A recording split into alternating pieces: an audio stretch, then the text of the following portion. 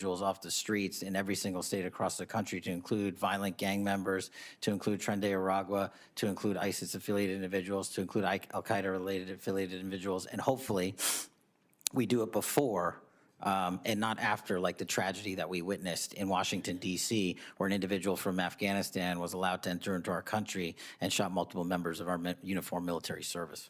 Thank you. Senator King. Thank you, Mr. Chairman.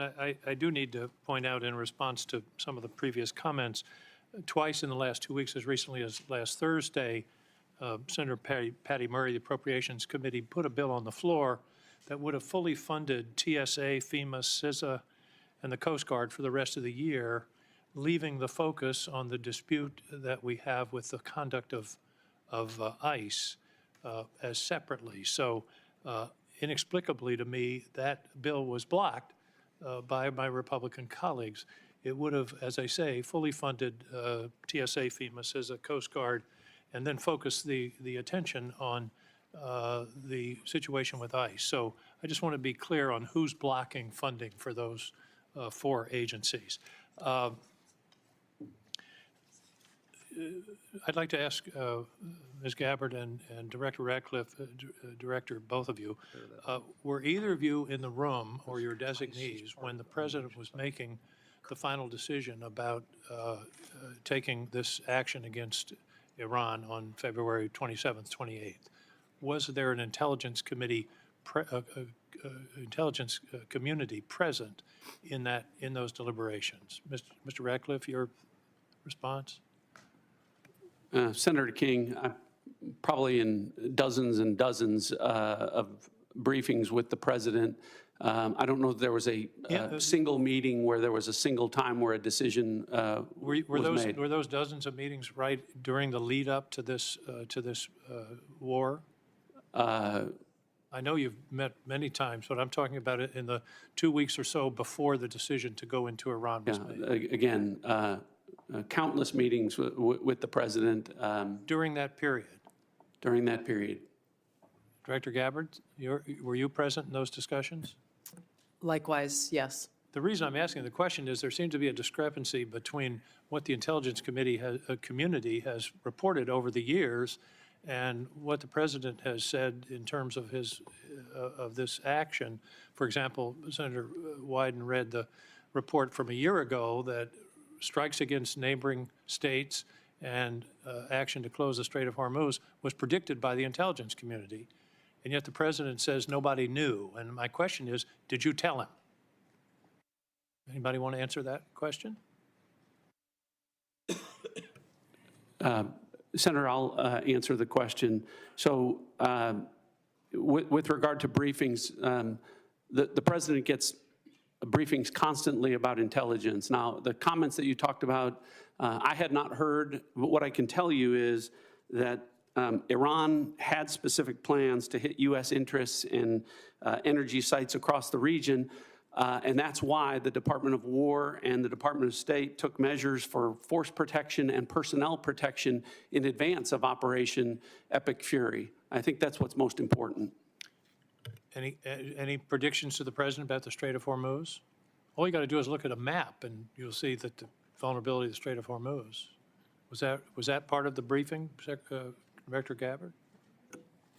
I think the Director Ratcliffe made the point here is that this has long been an assessment of the IC, that Iran would likely hold the Strait of Hormuz as leverage. And my question is, was that communicated to the President in the lead up to this action? And it's because of that longstanding assessment that the IC has continued to report that the Department of War took the preemptive planning measures that it did.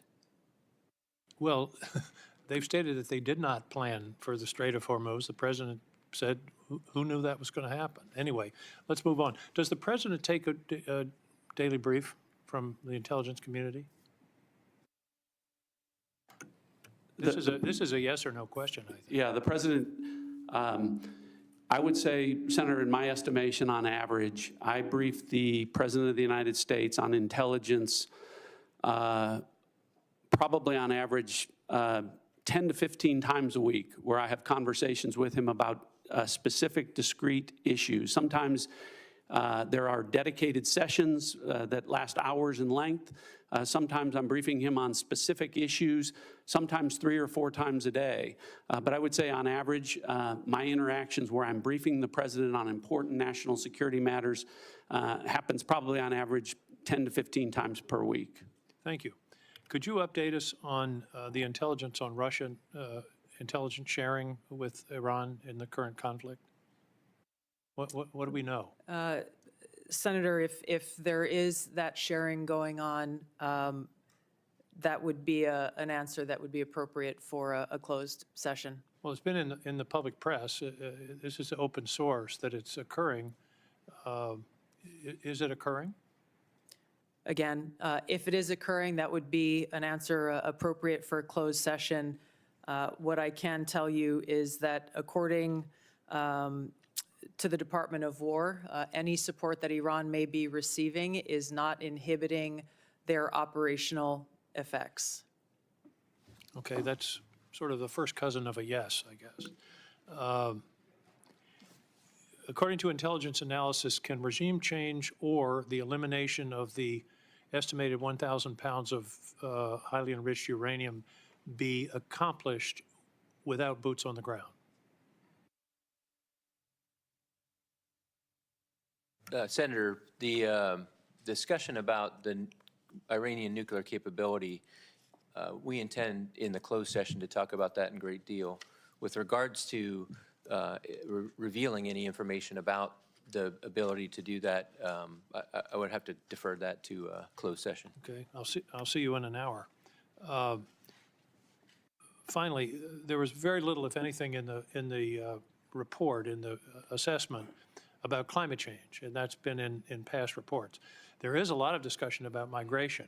The estimates are that climate migrants, because of the changes in the climate and the atmosphere, and particularly in the center equatorial area of the Earth, will range from 200 million to 1 billion people by 2050.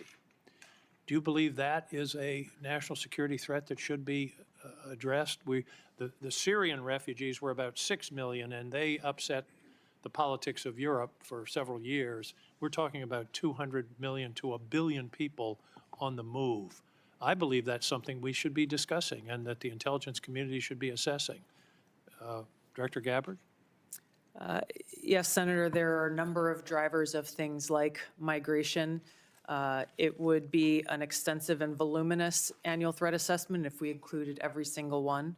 This annual threat assessment is focused, again, on the priorities laid out by the President's national security strategy and on the